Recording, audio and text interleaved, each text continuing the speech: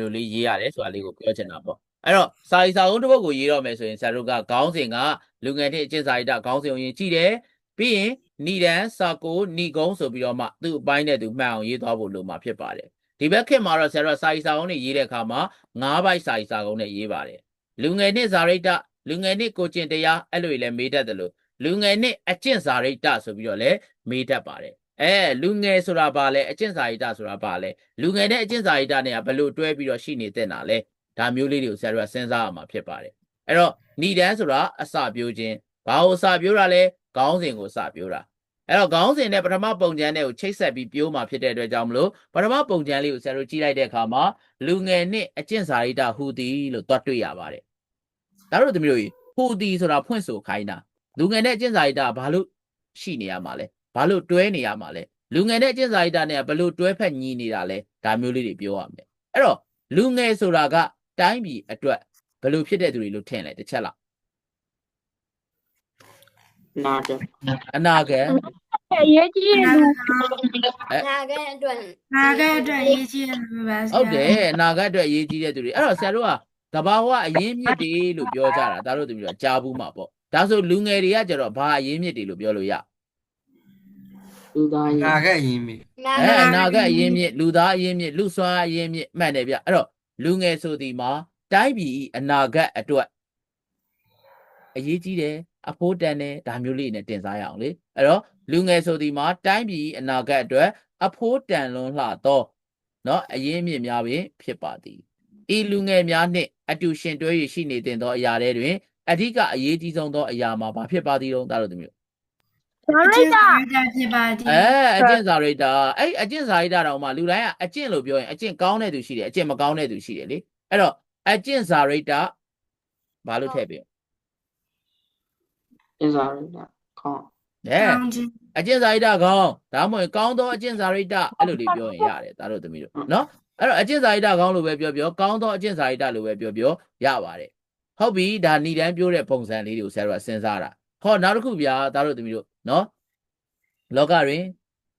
လူတိုင်း၌တန်ဖိုးကိုစီရှိကြပါသည်သို့တော့လူတို့ဤတန်ဖိုးအနေမြင့်ကိုနော်အကျင့်စာရိတ္တနှင့်သာတိုင်းတာလေးရှိပါသည်အကျင့်စာရိတ္တကောင်းသောသူသည်လူကောင်းဖြစ်ပါသည်အကျင့်စာရိတ္တမကောင်းသောသူသည်လူဆိုးဖြစ်ပါသည်ထို့ကြောင့်အနာဂတ်ဤအင်အားစုများဖြစ်သောလူငယ်များအနေနဲ့ကောင်းသောအကျင့်စာရိတ္တနှင့်တွဲဖက်၍ရှိနေရမည်ဖြစ်ပါသည်သို့မှသာတိုင်းပြည်ကအားကိုးအားထားပြုရသောလူကောင်းလူတော်များဖြစ်လာပါလိမ့်မည်ဒီလိုလေးလည်းပြောလို့ရတာပဲ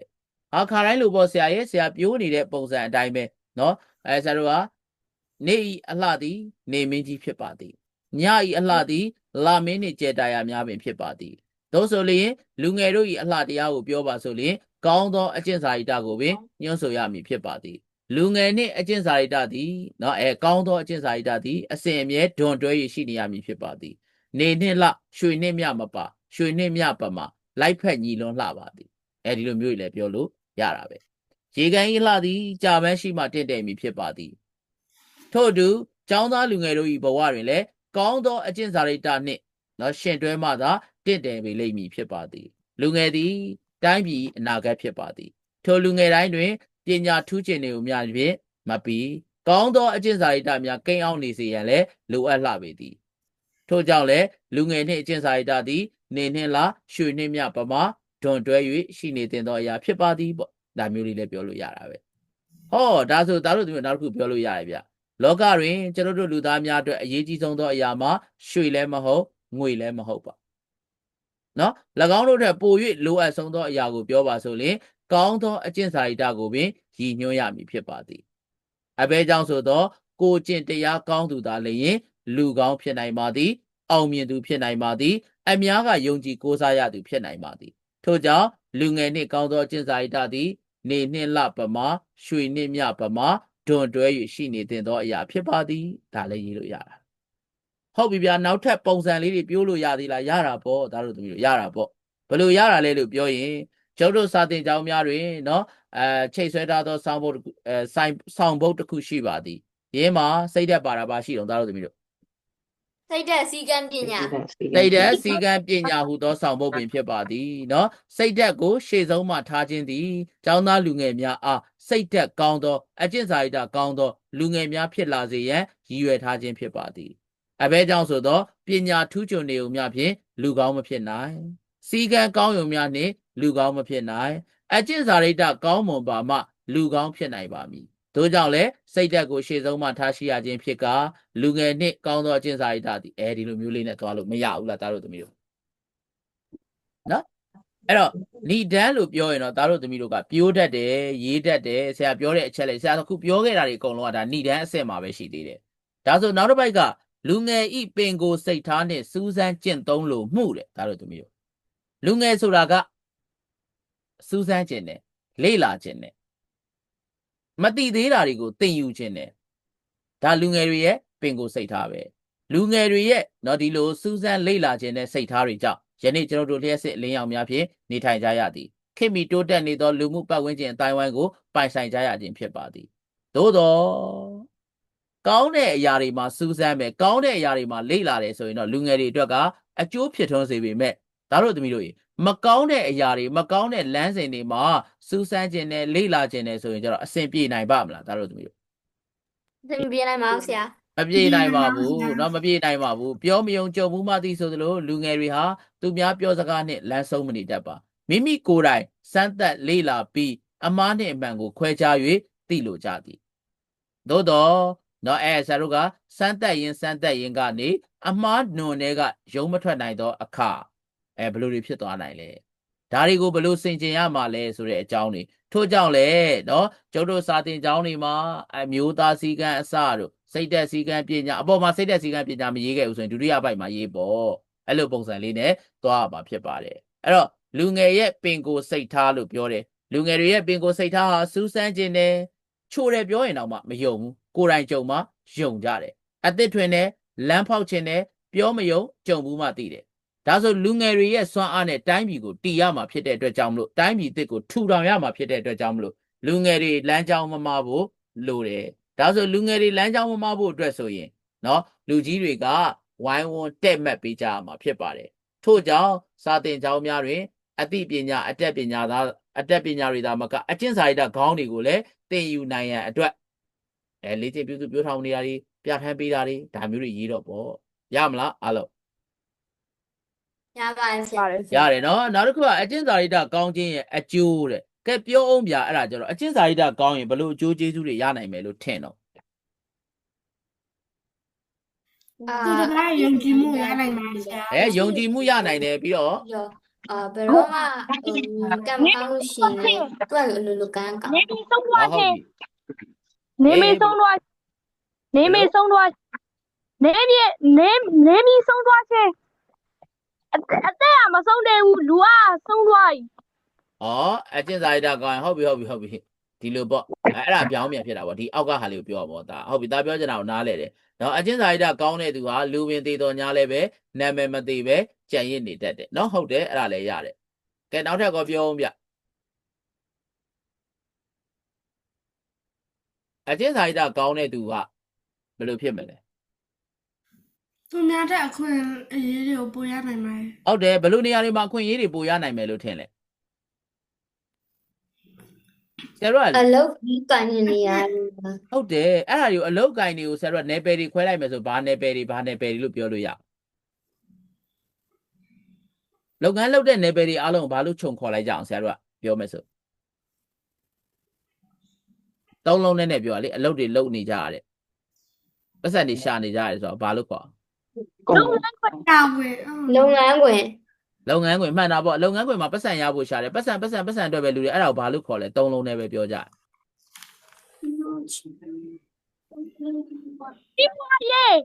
စီးပွားရေးပေါ့အဲ့တော့စီးပွားရေးနယ်ပယ်တွင်လဲเนาะအကျင့်စာရိတ္တကောင်းမွန်သူသည်ရှေ့တန်းသို့ရောက်ရှိနိုင်ပါသည်အောင်မြင်မှုကိုစကူးနိုင်ပါသည်ထို့အတူလူမှုရေးเนาะနယ်ပယ်အခြားနယ်ပယ်အသီးသီးတွင်လဲအကျင့်စာရိတ္တကောင်းသောသူများသာလျှင်အောင်မြင်နိုင်ပါသည်အများကယုံကြည်နိုင်ပါသည်အကျင့်စာရိတ္တကောင်းလျှင်ကံကောင်းမ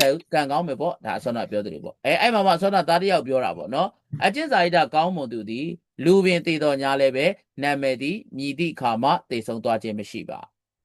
ပန်းကိုထုတ်သောဖက်မှာဘာရက်နဲ့လေးတွေဆွဲကြံနေမအောင်သားတို့သမီးတို့ ပန်းရဲ့ပြည့်နဲ့လေးပါ ပန်းရက်နဲ့လေးတွေဆွဲကြံနေမှာဖြစ်တယ်လို့ကိုကျင်တရားကောင်းသူရဲ့ယနံ့ကလည်းအနီးမွေဘာဖြစ်မှာအဝေး အဝေးကြ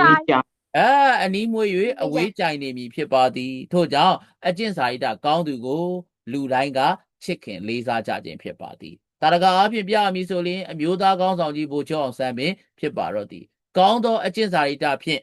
ရှင်သန်ရပ်တည်နိုင်ခဲ့သောကြောင့်ယနေ့အချိန်ထိနော်အများကယိုသေးလေးစားခြင်းကိုခံယူနေရခြင်းဖြစ်ပါသည်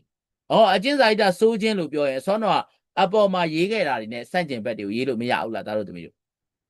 ရပါတယ်ဆရာ ရတယ်အဲ့တော့အကျင့်စာရိတ္တစိုးတဲ့သူကိုနော်အကျင့်စာရိတ္တမကောင်းသောသူကိုလူအများကပေါင်းသိကြလားရှောင်ကျင်ကြလားသားတို့သမီးတို့ ရှောင်းကြည့်ရပါတယ်ဆရာ အကျင့်စာရိတ္တမကောင်းသောသူသည်လူအများကြီးရှောင်ကျင်ခြင်းကိုခံရနိုင်ပါသည်နော်ယုံကြည်ကိုးစားမှုကိုလည်းမရနိုင်တော့ပါစီးပွားရေးနယ်ပယ်တွင်လည်းဆုံးရှုံးမှုများနှင့်သာကြုံတွေ့ရနိုင်ပါသည်ညီသည့်နယ်ပယ်တွင်မဆိုအကျင့်စာရိတ္တမကောင်းသူများသည်အောက်ဆုံးတွင်သာနေရမည်ဖြစ်ပါသည်နော်တာငါထုတ်သောဖက်တွင်ညှိနှံ့များဆွဲကြံနေတကယ်တော့ပင်ဖြစ်ပါသည်ဒါကနေဖြင့်ပြောရမည်ဆိုရင်သမိုင်းတွင်နော်ဆရာတို့ကအကျင့်စာရိတ္တမကောင်းသောကြောင့်ယနေ့အချိန်ထိနာမည်ဆိုးနှင့်ကြော်ကြားနေသူတဦးမှာဂလုံဦးစောဖြစ်ပါသည်ဆိုတဲ့ပုံစံမျိုးလေးနဲ့လည်းရေးလို့မရဘူးလားသားတို့သမီးတို့ ရပါတယ်ဆရာ ရတယ်နော်အဲ့ဒီနေရာမှာနောက်ထပ်ကအကျင့်စာရိတ္တမကောင်းရင်နယ်ပယ်တီးတီးမှာဆုံးရှုံးမှုတွေရင်ဆိုင်ရမယ်ကိုယ့်ရဲ့သတင်းတွေကလည်းကောင်းသောဂုဏ်သတင်းနဲ့ကြော်ကြားတာမဟုတ်ဘဲနဲ့စိုးတဲ့ဂုဏ်သတင်းတွေနဲ့ပဲကြော်ကြားတယ်လောက်ရတိုင်းကသမိုင်းဖြစ်တဲ့အတွက်ကြောင့်မလို့ကိုယ့်ရဲ့သမိုင်းချောင်းတွေကောင်းဖို့အတွက်ဆိုအကျင့်စာရိတ္တကောင်းတွေကိုမွေးမြူသင့်တဲ့ဒါညီကုန်းမှာအဲ့လိုတွေထည့်ပေးရမှာအဲ့တော့အကျင့်စာရိတ္တကောင်းကိုကျင့်သုံးရန်လိုအပ်မှုဆိုတာဘာလို့အကျင့်စာရိတ္တကောင်းကိုကျင့်သုံးရန်လိုအပ်တာလဲတိုင်းပြည်တစ်ပြည်ကိုထူထောင်တဲ့နေရာမှာလူစွမ်းအရင်းမြစ်ကအဓိကအရေးကြီးပါတယ်ဒီလူစွမ်းအရင်းမြစ်တွေမှာအကျင့်စာရိတ္တကောင်းတွေနဲ့ရှင်သန်နေထိုင်မှသာလျှင်အဲ့ဒီတိုင်းပြည်ကလည်းထင်ပေါ်မယ်အကျင့်စာရိတ္တကောင်းကိုကျင့်သုံးရမယ်လူရည်လို့ဖြစ်လာရင်တဦးတယောက်တည်းရှင်သန်ရက်ဒီလို့ကမရဘူးအများနဲ့လိုက်ရောညီထွေပေါင်းသင်းဆက်ဆံရတာဖြစ်ပါတယ်ပေးတိုင်းပြန်ရတာလောကရဲ့နိယာမတစ်ခုဖြစ်တယ်ဆိုရင်ကိုကအကျင့်စာရိတ္တကောင်းတွေနဲ့သူတစ်ပါးကိုဆက်ဆံမှသူတစ်ပါးကလည်းကိုကိုကောင်းတဲ့အကျင့်စာရိတ္တတွေနဲ့ပြန်ပြီးတော့မှဆက်ဆံမှဖြစ်ပါတယ်ဒါကြောင့်ပညာဘလောက်ပဲထူးချွန်နေပါစေအကျင့်စာရိတ္တမကောင်းလျင်လူကောင်းဟုမခေါ်ဆိုနိုင်ပါဒါဆိုအကျင့်စာရိတ္တဟာဘလောက်ထိအရေးပါလဲလို့ပြောရင်သူတော်ကောင်းတဲ့သူရုပ်မှာလူဆိုးနဲ့လူကောင်းကိုပြက်ပြက်သားသားပိုင်းခြားနိုင်တဲ့နယ်နိမိတ်မြင်းလို့လည်းပြောလို့ရတယ်ထို့ကြောင့်ကျွန်တော်တို့ဒီပညာထူးချွန်နေုံတစ်ခုတည်းသာမကအကျင့်စာရိတ္တကောင်းသောလူငယ်များဖြစ်အောင်လဲကြိုးစားကြရမည်ဖြစ်ပါသည်ဒီလိုမျိုးလေးပေါ့ကိုကြိုက်တဲ့ပုံစံလေးနဲ့ညီကုန်းမှာချုပ်လို့ရပါတယ်အားလုံးပဲဆရာပြောတာကိုရမလားဗျ ရပါတယ်ဆ ပါ ရာ ဆရာ ရတယ်နော်အဲ့တော့ဆရာတို့ကဒါလေးကရေးရမှာလားလို့ပြောတော့မရေးရပါဘူး